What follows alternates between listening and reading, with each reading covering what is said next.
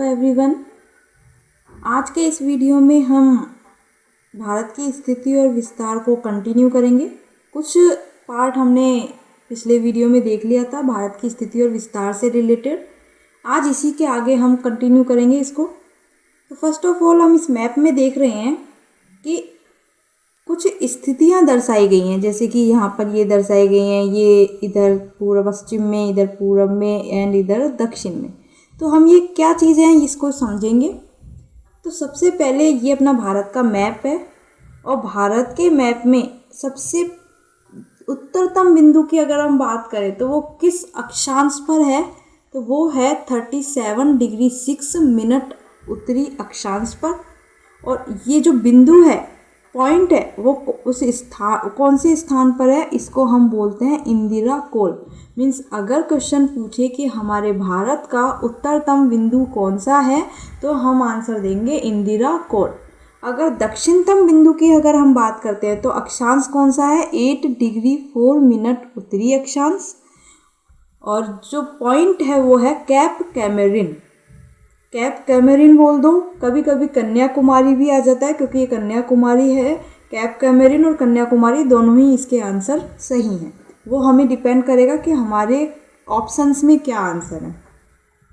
अगर पश्चिमतम बिंदु की बात करते हैं तो पश्चिमतम बिंदु कौन से अक्षांश पर है, 68 डिग्री 7 मिनट पूर्वी देशांतर। और पूर्वतम बिंदु कौन सा है, 97 डिग्री 25 मिनट पूर्वी देशांतर। तो ये हमारे पॉइंट हो गए। अगर बात करते हैं कि पश्चिमतम बिंदु कौन सा है तो गुहार मोती है और पूर्वीतम बिंदु कौन सा है, किबिथु है। कभी ये कन्फ्यूजन होता है कि गुजरात में गुहार मोती भी बोल देते हैं पश्चिमतम बिंदु को, और सरक्रिक भी बोल देते हैं। तो ये कन्फ्यूजन नहीं करना है। अगर विस्तार में आता है, मुख्य भूमि जो है, ये मुख्य भूमि यहाँ कंप्लीट होती है। मुख्य भूमि का जो देखा जाए तो गुहार मोती आता है और सरक्रिक एक दलदली भाग है, मुख्य भूमि का हिस्सा नहीं है, एक दलदली भाग है वो, जो कि हमारे भारत का हिस्सा है। इसीलिए कभी कभी सरक्रिक भी आ जाता है कि पश्चिमतम बिंदु कौन सा है, सरक्रिक गुजरात है। तो इसमें आपको कंफ्यूज नहीं होना है। अगर सरक्रिक ऑप्शन में दे रखा है तो सरक्रिक लगाएंगे, गुहार मोती ऑप्शन में दे रखा है तो गुहार मोती लगाएंगे।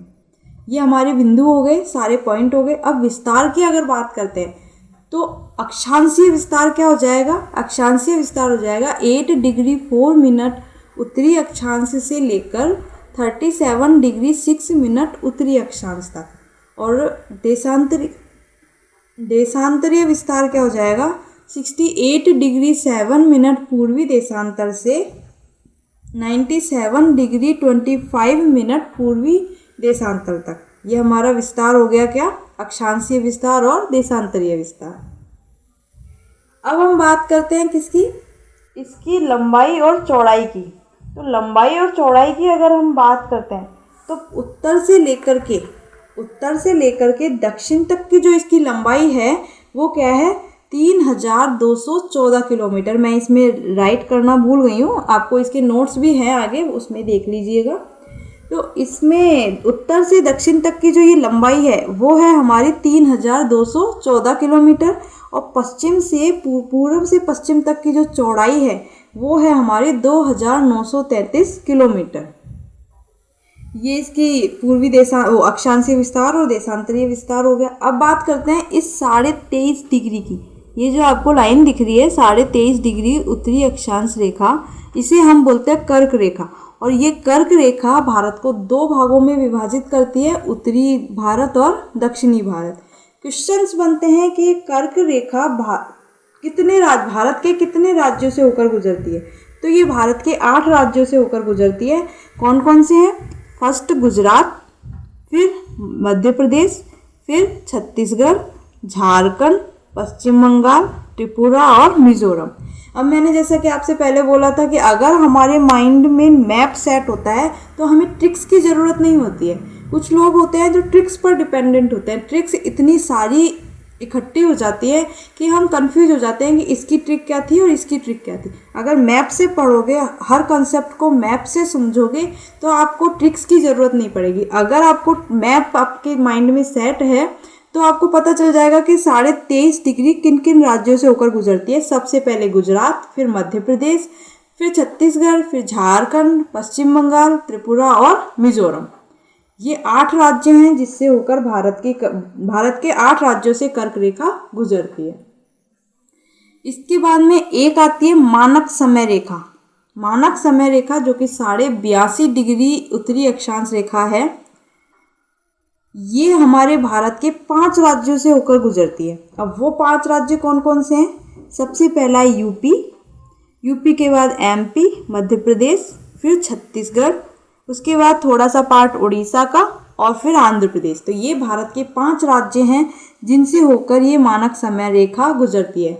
ग्रीनविच रेखा जो होती है 0 डिग्री, उससे हमारी मानक समय रेखा कितनी आगे है? तो 5.5 घंटे आगे है। GMT ग्रीनविच मीन टाइम जो कि ग्रीनविच रेखा से कितने घंटे आगे है? 5.5 घंटे आगे है। क्वेश्चन आ जाता है कि ये मानक समय रेखा भारत के किस राज्य से होकर गुजरती है? तो यूपी।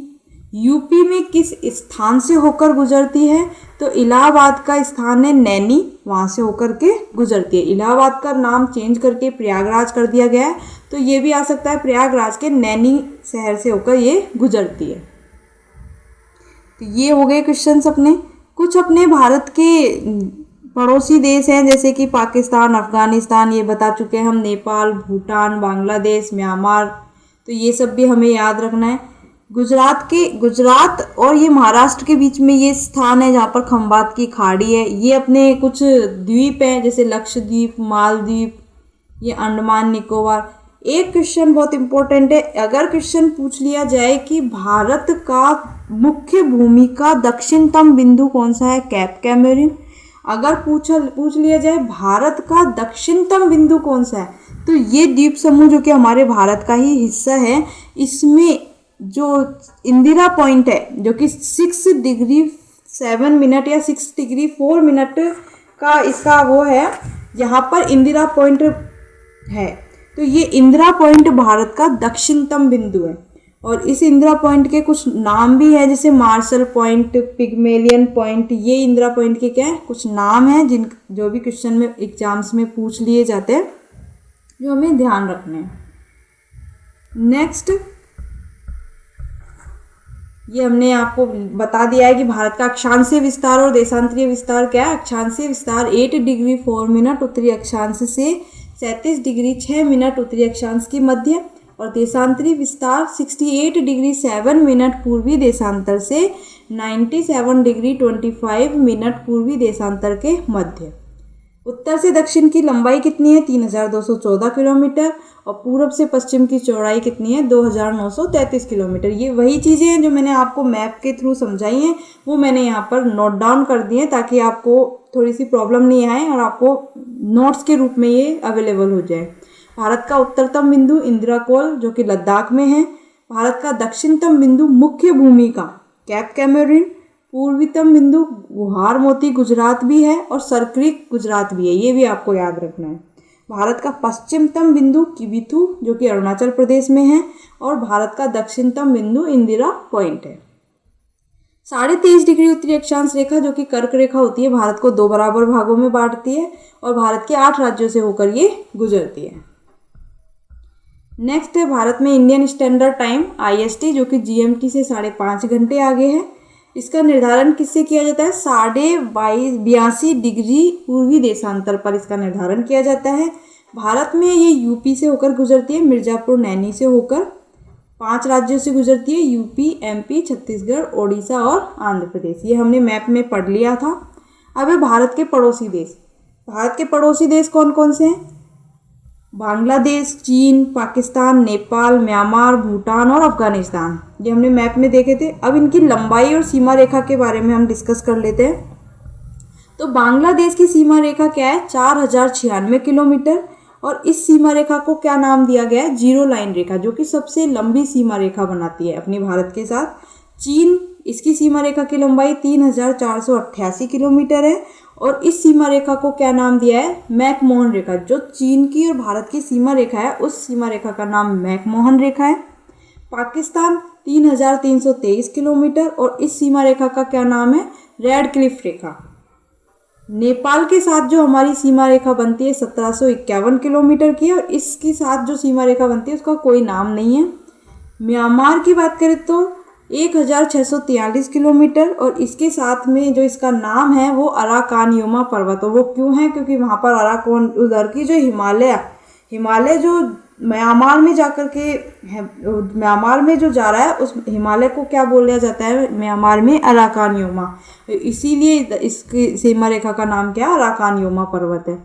भूटान के साथ इसकी सीमा बनाता है 699 किलोमीटर, और अफगानिस्तान के साथ बनाता है 106 किलोमीटर। अफगानिस्तान और की जो सीमा रेखा है उसे बोलते हैं डूरंड रेखा।